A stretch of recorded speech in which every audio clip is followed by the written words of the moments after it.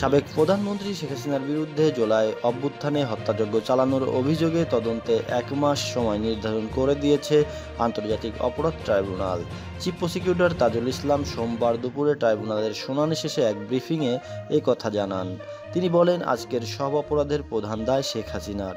জুলাই অভ্যুত্থানে ৫৬,০০০ বর্গমাইল জুড়ে টার্গেট ভিত্তিতে হত্যাযজ্ঞ চালানো হয়েছে। এর তদন্ত সমাপ্ত করে বিচারের উপযোগী একটি প্রতিবেদন দিতে আমরা ২ মাস সময় চেয়েছিলাম। আদালত ১ মাস সময় মঞ্জুর করেছেন।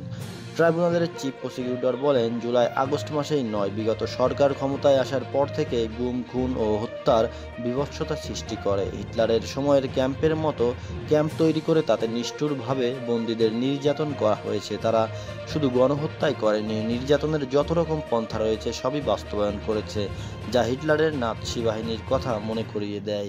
তাজুল ইসলাম বলেন, বিগত সরকারের যারা গুরুত্বপূর্ণ পদে ছিলেন তাদের মধ্যকার ১৩ জনকে সোমবার অপরাধ ট্রাইব্যুনালে হাজির করা হয়েছে। আগামী দিনে যারা ফ্যাসিস্ট হতে চান তাদের জন্য আজকের দিনটি একটি শিক্ষার দিন। মানবতা বিরোধী অপরাধ করে চিরদিন ক্ষমতায় থাকা যায় না, বিচারের মুখোমুখি হতে হয়। তা আজকের দিনের এক বড় শিক্ষা।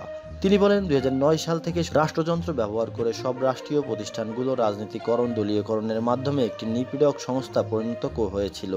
সেই স্টোরি আমরা আদালতে তুলে ধরেছি। একটি পরিবারকে ক্ষমতায় রাখার উদ্দেশ্যে পিলখানা হত্যাকাণ্ড, শাপলা চত্বরের হত্যাকাণ্ড, এছাড়া নির্বাচন ব্যবস্থা ধ্বংস করে ফেলা হয়েছিল।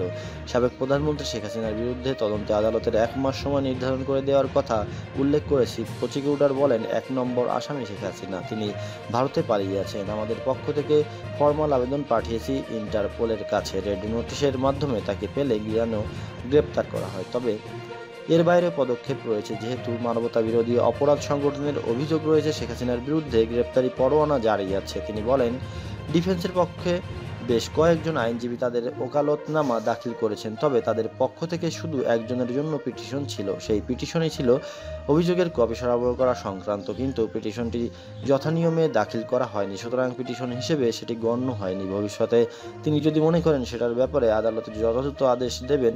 এদিকে গণহত্যার অভিযোগে মানবতা বিরোধী অপরাধের এক মামলায় গ্রেপ্তারি পরোয়ানাভুক্ত সাবেক সরকারের ৯ মন্ত্রী, ২ উপদেষ্টা, আপিল বিভাগের অবসরপ্রাপ্ত এক বিচারপতি ও সাবেক রাষ্ট্রপতি সচিবকে আন্তর্জাতিক অপরাধ ট্রাইব্যুনালে হাজির করা হয়।